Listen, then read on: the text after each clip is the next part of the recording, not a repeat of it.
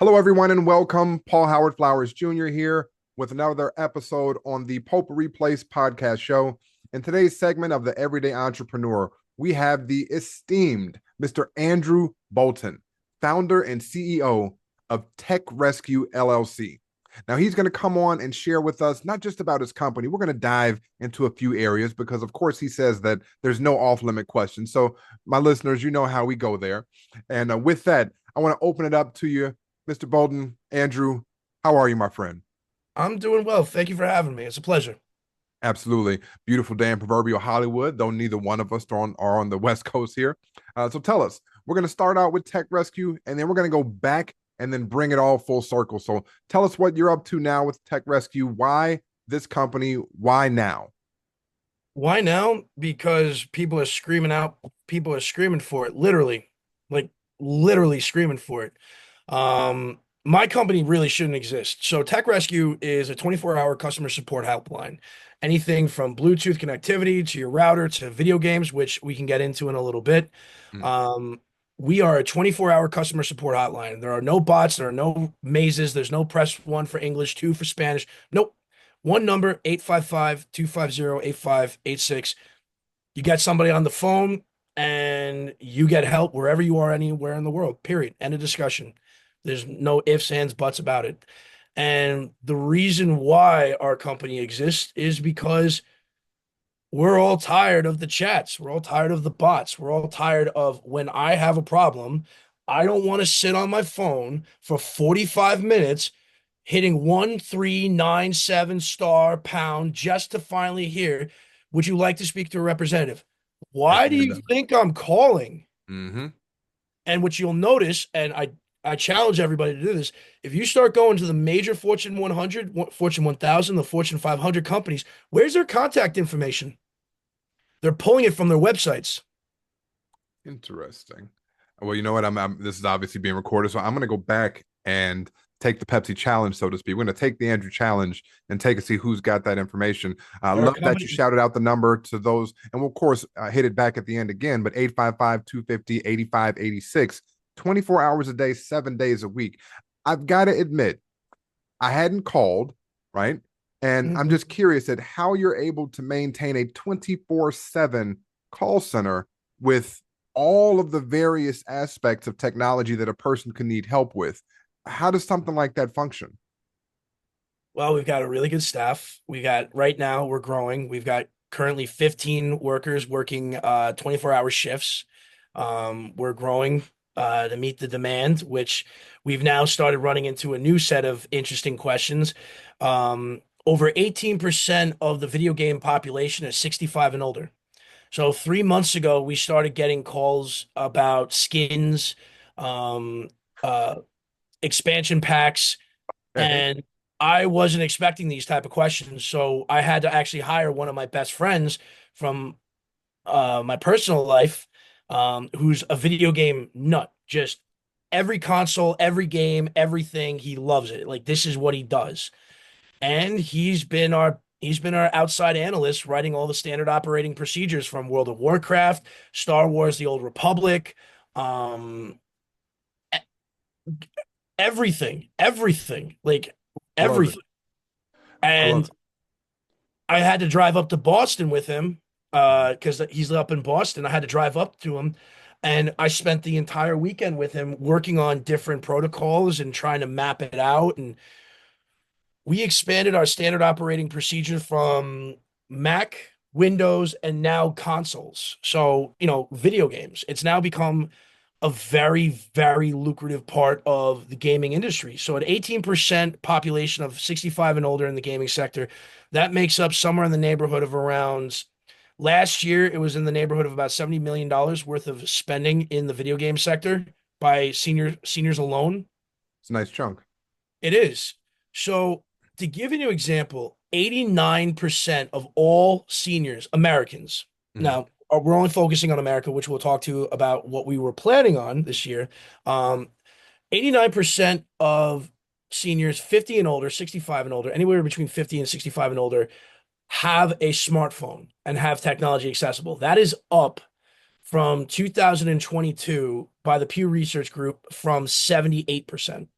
Mhm. So we're seeing an increase in the accessibility of our seniors because what we're finding out on our calls is that people just want to connect. People just want to talk to one another. People just want to Period. engage with one another. And if you've ever seen YouTube, which we all have, you've Mhm. seen Sniper Grandpa. You Yeah, know, I have. a former Korean specialty sniper is just schooling kids all over the world, just murking them by the buckets. Ah, But guess what? He's found an outlet and he's found this, this thing that he enjoys. And we're seeing that in our business. So to answer your other question, what do we have planned? Well, not to get political, but we were originally planning on expanding into Europe this summer. We were mm, expanding a European expansion. gotcha. Since the beginning of the tariffs, I've had to rewrite our fiscal projections 5 different times. Ah, And not not to get political, right. but somebody who, works with economic material, economic news, it's extremely hard to calculate and extremely difficult to predict what could possibly happen when one person out of 8 billion people on the planet can just say one thing and the market spirals 2,000 points. Hmm. Now, regardless of your politics, if you had an employee that whenever they felt like it could pull the fire alarm and shut the building down and call the fire department, police department, and shut down the job site for half a day, how long do you think they're going to stay on the job if they've done it more than once? Shouldn't be very long, but Well, it is what it is. hey, turn back Regardless of time. your politics, as business owners, Hmm. it's very hard to figure out what we're going to do. So currently right now, we're really kind of just circling the wagons. My first responsibility as an owner, as a company, is to make sure that the people that are employed and under my care are taken care of. So we have plenty of runway room for our teams, but it's the fact of I'm annoyed because I wanted to actually promote 2 people. Right, right.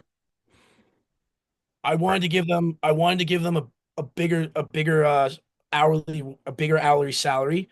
I believe one of the best piece of advice that was given to me is how you treat your customers and how you treat your employees is how they treat your bottom line and your wallet. Absolutely. Great advice. So they've been with me since the beginning. They're fantastic, fantastic representatives. They're calm under pressure. They're great with pivoting, which is negotiation skills. They're great in customer satisfaction. And I think they should be training other people how to do this. So I was going to promote the 2 of them, and now we can't because I don't have a clear future. Well, that actually you answered one of the questions that I was thinking of as far as some of the initial hurdles because we're a couple years in now, going on the third year. Is that right? Yep. Right. So that obviously is one of the hurdles that can happen when it comes to the change in regime, so to speak. And with that, having to pivot is one of those necessary things. Now, within the everyday entrepreneur, of course, one of those things are helping people to understand what can happen and how you handle it from an internal perspective. So, yes, we know that you may not necessarily promote and or not necessarily take a certain expansion to another country or territory, but how does that affect Andrew the person? Right? How does that affect you internally? What does that do to you, and how do you keep yourself level, if at all? Right? It's okay to be vulnerable. I go through Pepto-Bismol like crazy. Got it. Check. Um, I mean, at the end of the day, the buck stops with me. Mm, Um, I've got, I mean, being an entrepreneur, somebody asked me this question on another podcast, and I say to somebody who wants to start a business, make sure this is what you want to do mm. because everybody, there's this culture, right? We have this culture of being a boss, right? We all want to be the boss. You hear it in the dating community. I want to be the alpha. I want to be the big guy. Okay. What you don't realize is being the big dog, being the alpha, being the boss is not just the parking space. Exactly. You're responsible for other people. How people put food on their table is your responsibility. How somebody's able to get their 9-year-old kid to the doctor's office and have health insurance to get their teeth cleaned or braces put on their kid at $1,500 out of pocket, Mm-hmm. that's your responsibility as a CEO, as an owner. So this idea that, somebody wants to take charge, okay, do you know what comes with that job? Absolutely. Reminds me of a quote: "With great power Comes comes great great response. responsibility." Ben, Spider-Man. Absolutely. Now you may go forward a little bit, and I can see it. For my Audible audience, we're also going to release a simultaneous YouTube version of this. So what you'll notice when Andrew talks about the numbers is like he's really good with statistics, being able to pull the quotes, being able to pull the stats, and I think that might have something to do with his background. If you would, with us, with our listeners, please, Andrew, share with us kind of how you got to the point of starting Tech Rescue. What was your background and how that influenced your decision to jump right in? So my background starts in 2011 when I graduated. I actually was going to do an internship at Lehman Brothers. I was originally going to do an internship at Lehman Brothers, and I remember the day that Lehman Brothers went bankrupt. Mm, Um, I didn't have a summer internship that year. Um, I was in college, so when I graduated college, I walked up Park Avenue handing out my resume. There were no jobs to be had in 2011, and eventually I found a Starbucks, and I got introduced to one of my first bosses. And I took my Series 7, 56, my 6, my 4. I got into brokerage and trading. I specialized in derivatives, option contracts, specializing in banking and tech sectors. And did that, made my first million, lost my first million, partied away my next million, lost that too. Went to rehab. Then when I got home, mom handed me that proverbial question, what are you going to do with your life now? I guess I'll go to grad school. mm, And I graduated Harvard with my master's. And then I went into the tech space and I got involved with a couple startups. And it kind of just went roller coaster from there.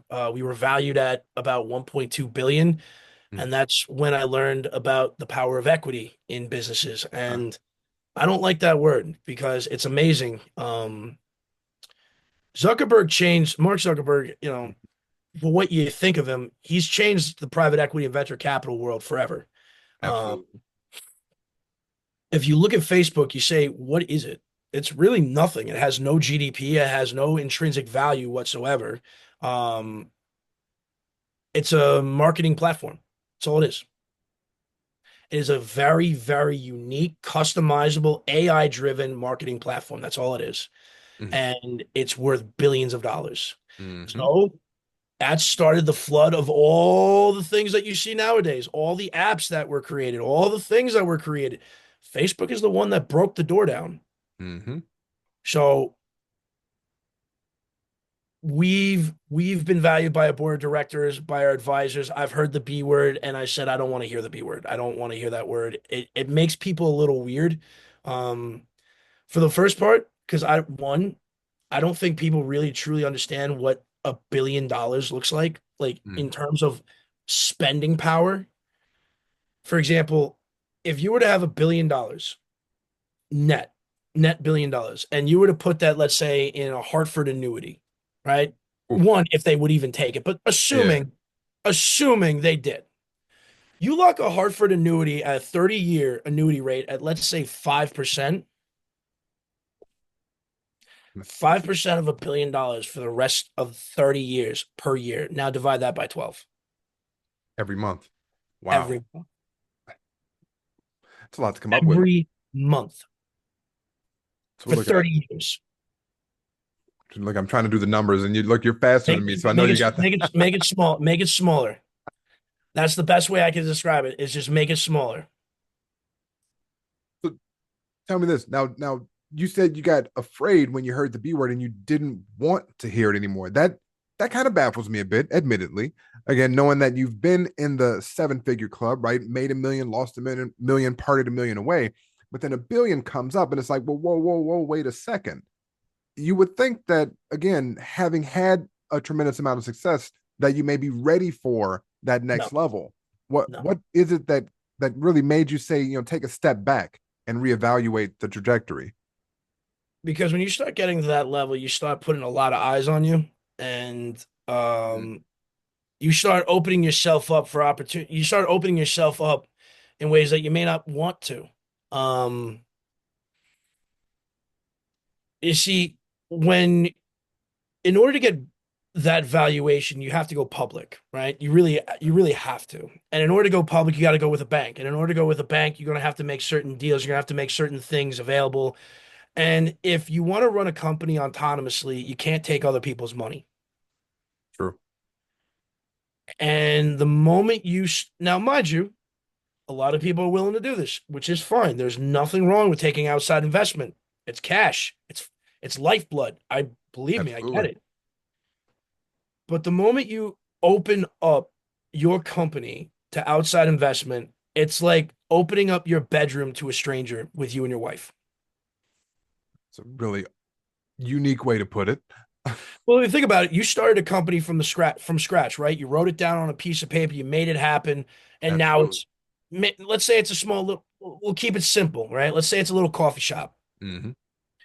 You have a recipe that you fell in love with, you've recreated it, and now it sells throughout the community. It's become a county favorite, right? You have little pumpkin things, Christmas things, Hanukkah things, Valentine's Day. You're doing a couple, let's say 200,000, quarter of a million a year. You're living comfortably. And then one day somebody comes along who happens to be in town and he's a distributor, loves your coffee, sits down with you, tells you about distribution options, shows you a whole new way of doing things. But guess what? Your ingredients are a little too expensive to make the margins that we need to have. And next thing you know, you start playing with the recipe and you start Mm, finding cheaper products, you start finding cheaper things. Now, what you started off with is your love and passion and what everybody else around you fell in love with. And now right. you got it sitting on the shelves at Walmart, which, by the way, there's no problem with that if that's the direction you want to go. But you're going to tell me that what you started off in your little coffee shop in your corner store versus what's sitting on the shelf at Walmart is the same thing? No, it's not. Not at all. Not at all. So So when are I you saying, say oh, go so ahead. when I say that, when you bring that in, it's like bringing in a stranger into your bedroom because it completely changes the dynamic of the entire experience. So would it be fair to say then that your position is that with growth, obviously you have to be discerning. You can't just take any type of funds or any type of help. But when it comes to growth, if you grow too big too fast, you take away from the quality that was what you were known for in the first place. Yes and no, because then my next question is, what is it that you're looking to accomplish? Mm, Right. So there was a hardware store not too far from where we grew up, and it was a small Ace hardware store. Guy had no ambitions of going bigger, had no ambitions of doing anything, and it was fine. It was his perfect life. right. He lived above the Ace hardware store, came down in the mornings, went up at night. For some people, just enough is perfectly fine. Mm, Where you need to ask yourself where you want to be is what's going to determine your next steps. If you want to be a multinational conglomerate, then this is the next part of this the is the way we process. get there. Hmm. But if you're looking to be a localized central local thing, then that option is on the table for you unless you partner with somebody that can keep that keep that brand intact. Okay. So you bring up a good thing when it comes to partnerships. When you started this venture, was it just you or did you bring anybody else on board? Oh, yeah, I brought my mom. My mom is the CFO for two reasons. Number one, I trust her beyond anybody else in the world. Love it. Second, she is the one that's going to tell me I've lost my mind, and she's also going to be the voice of reason. So, the deal that we had when we started this venture, because history tends to repeat itself if we're not careful, Hmm. is as your audience may realize, is that I'm living in my room, my high school bedroom. I am I the love it. CEO of a multinational, well, a national, really, well, Canada, so a multinational tech corporation. And I'm living with my parents at 36 years old in my own high school bedroom. There's a reason for that. Hmm. because my mom can keep a very sharp eye on me and make sure that we we have proper steps in place. Now, that's not to say that I'm going to go crazy and wild, but let's be honest. When we're in today's world, a little bit of moderation goes a long way, and somebody with, guardrails in place, because you have to ask yourself, what's more important? The longevity and the sustainability of the company and your life, or what other people see you doing? Mm. Well, those tend to go hand in hand, don't you think? So longevity and sustainability. At some point, people are going to see what you're doing, right? I mean, obviously, if you're going to be out there for a long time, they're going to be watching along the way as you grow. Yes and no, because what you do for the company and what you do personally are two different things. They're simultaneous, but they're two different things. Got it. But, Okay. Okay. but where entrepreneurs kind of slip, and I've seen it at many of the conferences that I've been to learn how to be a better CEO, learn how to be a better um, owner of my company and a better manager, is that really the CEO is the last one to get paid. He should be the last one to get paid because I'm not trying to start any trouble now, but I have a Oh. problem with Fortune 500 companies where your employees have to go on strike and they can't afford the products that they make. Meanwhile, you take a 30% bump in salary plus stock options, and your company didn't pay taxes in what, 5 years? Mm-hmm. You all right? Come on, man. You're opening up that can of worms. I Let's. mean, I'm opening up the can of worms, but I'm not going to spill it all over the counter. I look at it this way, and I'll go back to that statement. How you treat your customers and your employees is how they're going to treat your bottom line and your wallet. Right. I Right. look at it. My grandmother gave me good advice. God love her and rest her soul. Who was the reason for this company, the starting of the inspiration for the company is that when you decide to take the shovel out, God's got a bigger one for you. Hmm. Okay. When you, she also had another good saying is that anything more than what you need is just showing off. Anything more than what you need is Is just showing just off. showing off. Okay. Think of it this way: you have a wife. If you're married, and you have a wife and kids, Yep. right? You have a good house. Doesn't have to be a mansion, but you got a nice house. Do you like a nice clean backyard or do you need the waterfall and this, that, and the other things? No, I'm not saying you can't have nice stuff. Right. You got a car. All right. A Toyota, a brand new Nissan, good, reliable car. There's nothing wrong with that. You really need the Bentley truck? I was just about to ask. So no Maserati, his and hers. No, first off, my mother would never allow me. Okay. Respect. Second, I don't get this. I do not get, and I know this is going to be the most ridiculous thing to say. I don't get my allowance until the profits are distributed. I sh- I love it. Now, this is the kind of transparency that we love on this show. You know what? So let's take that a little bit further. Like, what was life growing up? What was life like growing up with? Is mom's last name Bolton also? Yep. Okay, so what was life like growing up with Mama Bolton? Like, what? How did she help to shape the gentleman that we see here before us today? She let me stay in jail a couple of times. She broke the belt on me. We've got a frying pan that's got a couple of dents in it. Um, I would say my first set of concussions weren't football. They were my mom. Ah, in other words, spare the rod, spoil the child. Yeah, I still gave her gray hairs. I was a wild one, but I will say this though. She did run a tight ship, and from what I've seen in this generation, and this is one of the problems that we've been having lately, is trying to find young workers, qualified candidates to come work for me. I had this conversation on another podcast. I have no use for this generation. And specifically, we're talking about stateside. Is that correct? Correct.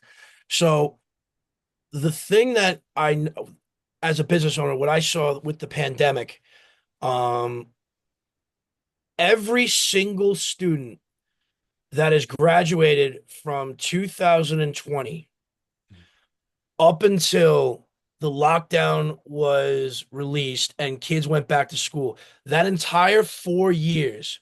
So that's 4 years post and that 4 years. So we're talking about a combined combination of about 6 years in total. Need to go back 4 years. Mm. And you don't have to take my word for it. I have many friends and colleagues that are teachers. The average high school student right now is reading at a fifth grade level. Jesus. Let me ask you this to anybody who doubts me. When you were working at home and you had your job and your significant other or partner had their job, who was watching the kids on their computer for class? I'll answer that one. Admittedly, it was their teacher was there. And for us, I'm a little bit different in terms of a parent. I'm really for the educational structure, although that was hell, admittedly, figuring out the new laptop, getting him adjusted to it. I think he was in third grade at the time, and then that was challenging. So yeah, They passed students who were not qualified to go. 100% agree. Our kids did not take the SATs. They did not take the ACTs. 100% agree. Yeah. Yeah. This is like, this is one of my problems with having this conversation with people is the fact that we have set these kids up for failure. Big time. Come on, man. We've let these kids out into the world with one, no accountability, and two, they're taking classes that they have no idea what they're doing. And we're passing them. There's this idea of everybody needs, everybody gets. No, not everybody Yeah. gets to. Think of it this way. What's better? Teaching a child and letting him burn his hand the first time, or then letting them just do whatever they want, because they're going to keep doing it if they don't experience the pain. Absolutely. So I have candidates that are applying for my jobs who have horrible phone skills. I've listened to their test calls. They're annoyed. They have a certain attitude of inconvenienced that somebody is calling them and interrupting their Come day. on, man. Like it's a problem that someone is calling you for the job that you signed up for. Like, that's our business. We're a help Mhm. center. So on page 2 of our standard operating procedure in the binder, in big red bold letters, every call is somebody's most important person. When your wife calls me, I'm going to treat her as if it was my soon to be wife, whoever that might be, is calling. Absolutely. If your mother calls, I'm treating her like as if it was my mother that was calling. That's why it's in big bold letters. Every call is somebody's most important person. Mm-hmm. That's somebody's important person. You may not know that Nana, that pawpaw on the phone. You may not know that auntie, that Tio, but guess what? Somebody else does. And that's somebody's important person. So you taking an attitude for them calling? Mm-mm. Nope. Mm-mm. That's not our brand. That is not what we're here to do. Every call, and we train this, every call is a hot call. What that means is angry, annoyed, sad, confused, depressed, or just agitated. Every call is a hot call. So if you can't do that, this ain't for you. And that's fine. But what I'm concerned about is the lack of communication skills, the Mm-hmm. speaking in abbreviations or slang, or, I don't know what this bet is when you hear bet. Can you please help me? Bet. Like I've had to ask Google, what does bet mean? taking wagers, what's the over under? Like, what are we talking about? I, it, it, it's the lack. I don't know how else to describe it besides disturbing. And I've spoken to other CEOs. I've spoken to other small business owners. It's absolutely true. Number one, and we've done it to them. We've done it to them. Mm. Why should they go get a job?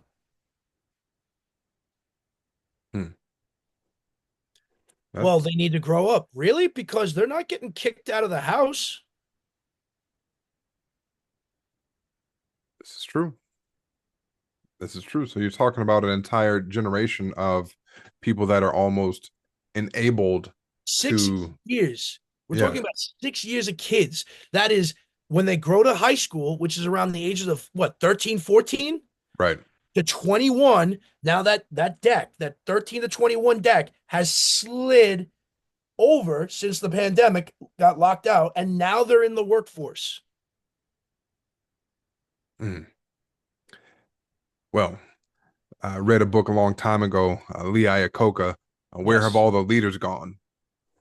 And in this instance, you're talking about people that will someday lead something from this age gap. Actually, it's funny that you mentioned. I don't know. I don't know if they will. So that's the part of the question is how do we turn that around? Well, the Because question then they're here, right? They're not going well then anywhere. my, They're my gonna question because my question is what does the future of work look like? mm, good point. So let's talk about that. I mean, with AI and the advent of obviously all these large language models, Mm-hmm. how do you see that impacting the everyday person in terms of work? And then also, how do you see that impacting what you're doing currently with Tech Rescue? So there's three topics that we need to discuss. The proper use of education when it comes to AI, the current job market of AI, and the future market with AI. First off, number one, AI is a fantastic tool, but it'll never beat a human. Hands down, I'm sorry, it just won't do it. Right. Listen, AI robots can do a lot of different things, but they're never going to do what humans can do. They can't. There are soft skills, there's interpersonal skills, um there's cognitive reasoning. The thing that people need to remember is AI is not Jarvis, right? We all think of like Tony Stark's Jarvis. Right. It's not. All right. AI starts off by a 2x2 matrix, a yes no binary code, right? That's the very beginnings of it. You have to build the 2x2 matrix in which this AI sits and lives. Second, an AI is nothing more than a high program quantifiable machine that does a one or a zero binary in different ways. It's a yes or no question. So what you feed it is what you get. So if you feed the AI like ChatGDP, if you feed it junk, it's going to give you junk. Garbage in, garbage out. So this idea that AI is going to take over, well, this goes to the education part. This idea that education is going to try to fight AI, that's the wrong way of doing it. That's like saying we're going to fight laptops in the classroom. Every classroom in the United States has laptops. The rolling laptops, every kid's got a laptop. Technology evolved. They have it. AI is here. That genie It's is here. out of the bottle. So instead of making this thing the boogeyman and teachers are complaining, all of my students are doing their work on ChatGDP. Okay, guess what? Same thing happened with a calculator when we got one. All right, the TI-83. I could program Best the thing. entire textbook into the Best TI-83. thing. Absolutely. But guess what? My teachers got smart enough and they asked questions that you couldn't do just looking up the answers. You had to think about it. So, you as a teacher, the battlefield has changed. Mm, The battlefield has changed. Your way of teaching, done. It's over.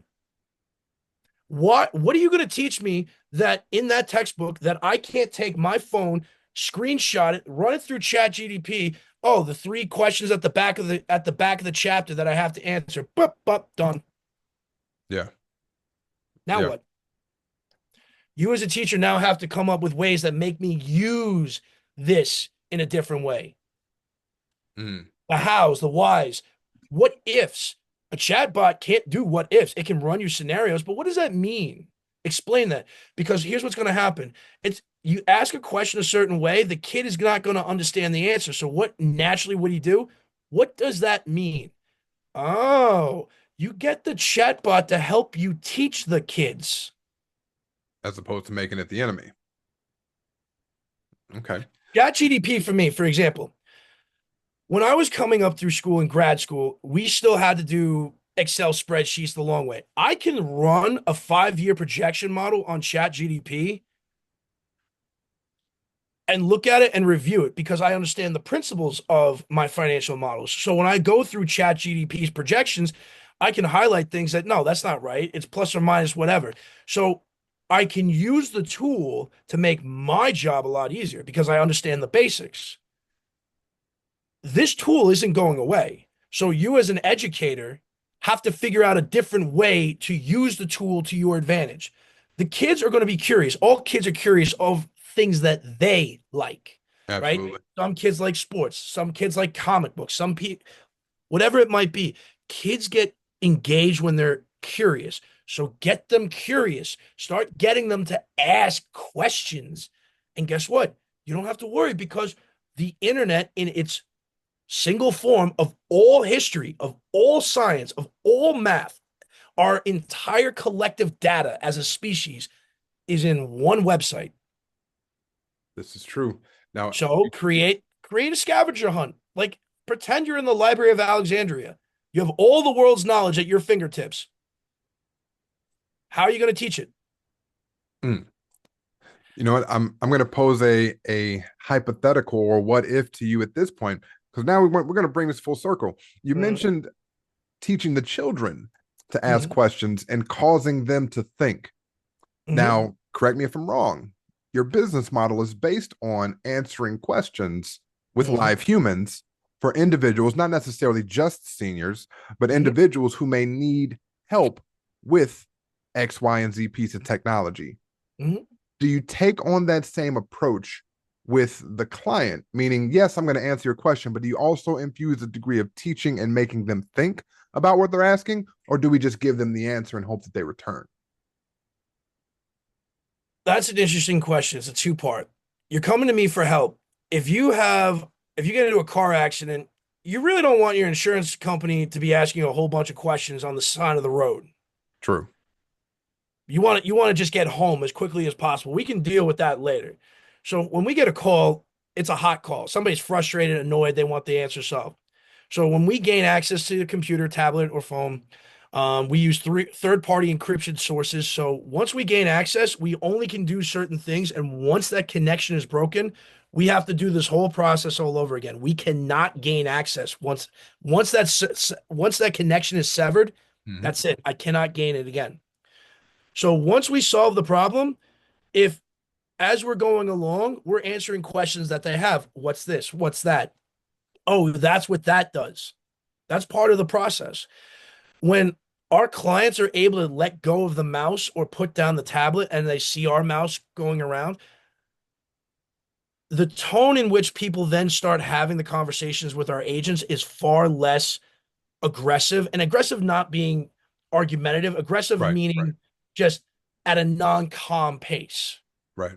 Gotcha. So as we're lowering that anxiety, what also happens is that interest and curiosity comes up.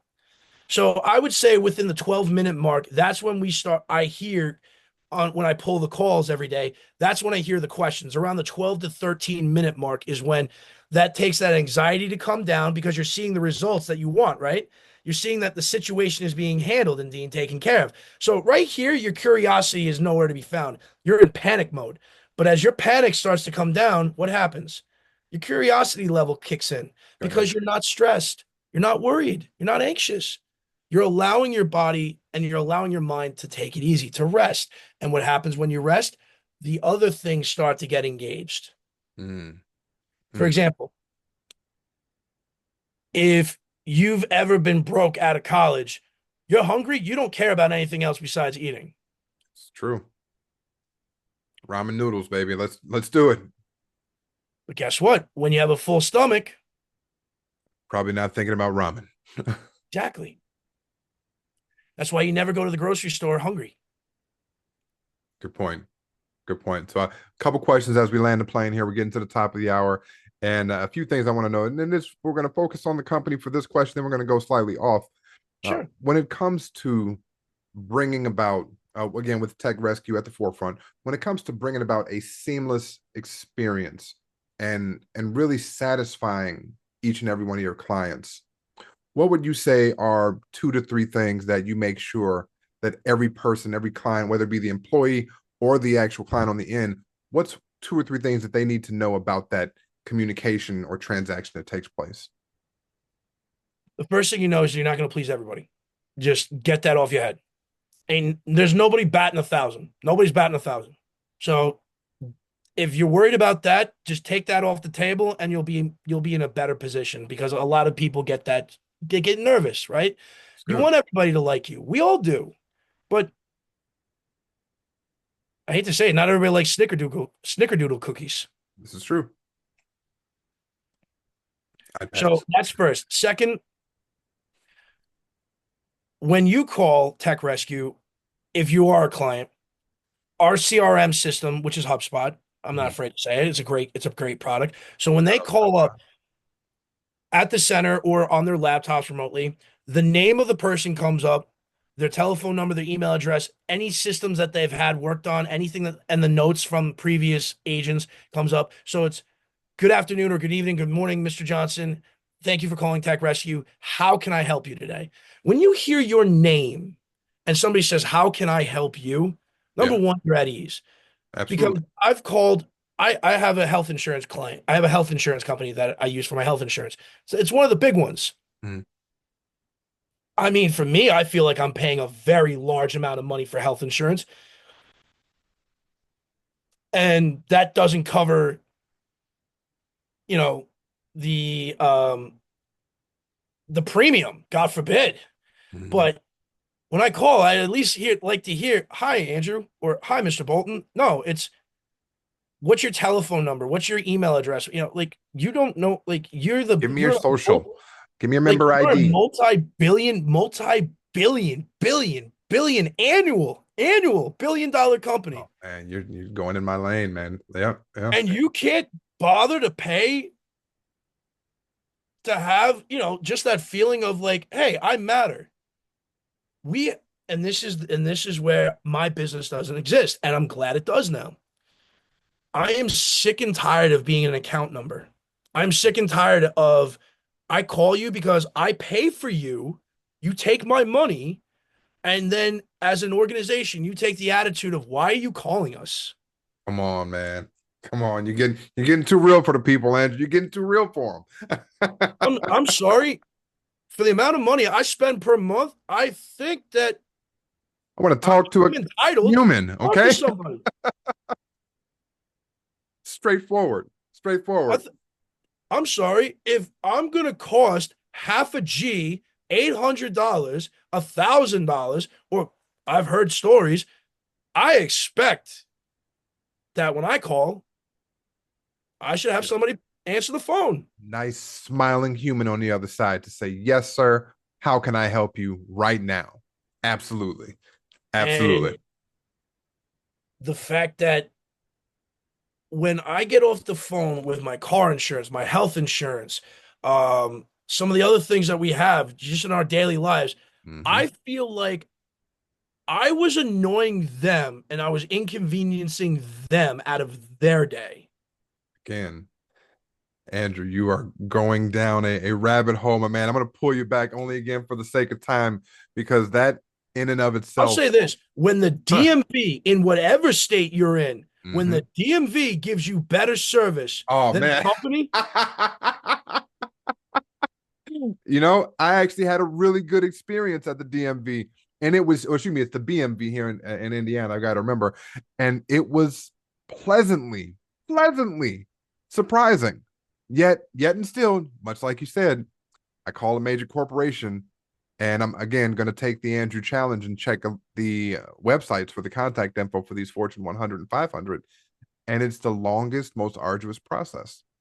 And I'm glad then to know that companies like yours exist to alleviate that for, again, not just seniors, but for people all around the country with various issues relating to something that's here to stay, which is, again, technology. So, Andrew, I want to wrap up with a couple of questions here. One is a question that is near and dear to my heart, mhm, and it's pretty straightforward, pretty simple. And I'll ask a follow up question behind it. But Andrew, we like to let our listeners get a little closer to you than most. And not everyone publishes this little bit about themselves publicly. Andrew, what's your middle name? Warren, after my grandfather. Beautiful. Private Beautiful. Now, second, private second class. James Warren Cassidy of the Third Division Marines landed on Iwo Jima. Purple Heart. Went to St. Francis College, raised two Marines, Irish Catholic, devil dog all the way. I was named after him. Love it. Love it. And see, I love the sense of pride, man. You spit that out like it was right there because it is right there, right for Well, you. he's right over there with his beret and his World War II picture. When he got out of Paris Island. He got out of Paris Island when he was 19. Love it. And you know what? I usually wouldn't do this, but for our visual uh, subscribers, for those that are actually going to be taking a look at this on the YouTube channel, can you share that photo? Can you pan over or take a look? Or Yeah, I'll grab it. oh, perfect. And again, Yeah, ladies this and is gents, great. That's Grandpa. all That is right there. 19. That is 19-year-old Warren James Cassidy of the 3rd Division Marines. That was his picture at Paris Island, and that was the beret that made it to Iwo Jima and back. Wow. Ladies and gentlemen, we are looking at history right He now. was Again, for my Audible he was folks, third hop wave. on YouTube, check this out. He was the third wave that went to the beach. Wow. Again, literal history right here So I on the think, show. yeah. So I think he landed. I think he landed around 8:45 in the morning after the first and second wave went through. Mhm. So you can't even imagine, what you're seeing on the battleships and on the destroyers as the amphibian ships were being launched, and you literally were just a mile out, just watching what was happening, and you're heading right for it. And you're next, so You're to speak, next. right? Hmm. There's a certain degree of bravery that goes with that, a certain degree of gall, right? And I again, don't even just I to don't, I wouldn't even call it brave. Like you just not to be too graphic, but death ain't got shit on you. If you can stare that down in the face, death ain't got shit on you.